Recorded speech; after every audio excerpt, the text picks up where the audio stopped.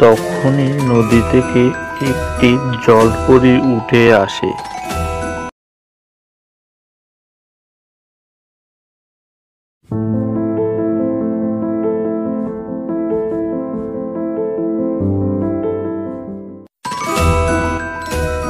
সোনারপুর নামের একটি গ্রাম ছিল। সেই গ্রামটি অনেক সুন্দর ছিল। সেই গ্রামে রামু নামে একটি ছেলে বসবাস করত। রামু প্রতিদিন জঙ্গলে যেত কাঠ কাটার জন্য।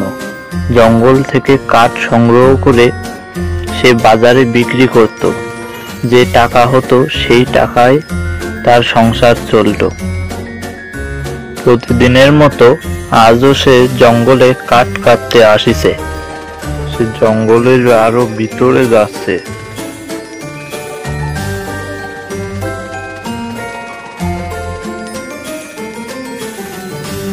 অবশেষে নদীর ধারে থাকা একটি গাছ তার খুব পছন্দ হলো।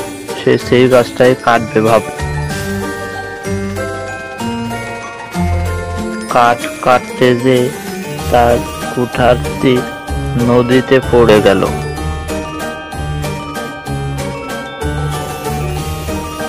হায় হায়, আমার যে কি সর্বনাশ হলো! আমার একমাত্র স্বাদের কুঠারটি নদীতে পড়ে গেল। হে সৃষ্টিকর্তা, বাঁচাও আমাকে। কি করব আমি? আমার কুঠারটা আমাকে এনে দাও। হে সৃষ্টিকর্তা, বাঁচাও। তখনই নদী থেকে একটি জলপরী উঠে আসে।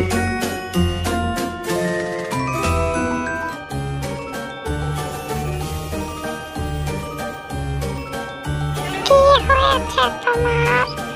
তুমি মন খারাপ করে দাঁড়িয়ে আছো কেন এখানে? তুমি আমাকে বলো, আমি সব ঠিক করে দেব। তোমার মন খারাপ কেন?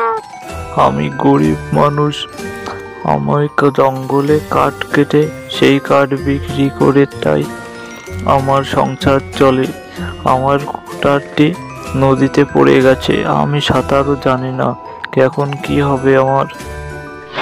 তুমি কোনো চিন্তা করো না। তোমার মন খারাপ করার দরকার নেই। আমি এনে দিচ্ছি তোমার কুঠার। এরপর জলপরীটি কুঠারটি আনতে নদীতে ডুব দেয়। দিয়ে কুঠারটি নিয়ে উঠে আসে।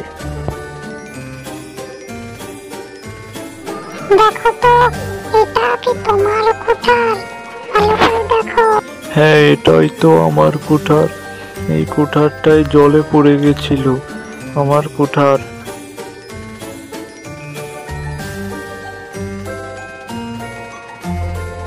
অসংখ্য ধন্যবাদ আপনাকে। আপনি আপনার এই ঋণ কোনোদিনও শোধ করতে পারবো না। ধন্যবাদ আপনাকে। বন্ধুরা, ভিডিওটি ভালো লাগলে চ্যানেলটিকে লাইক দিয়ে সাবস্ক্রাইব করে দাও আর পাশের বেল বাটনটি অন করে দাও।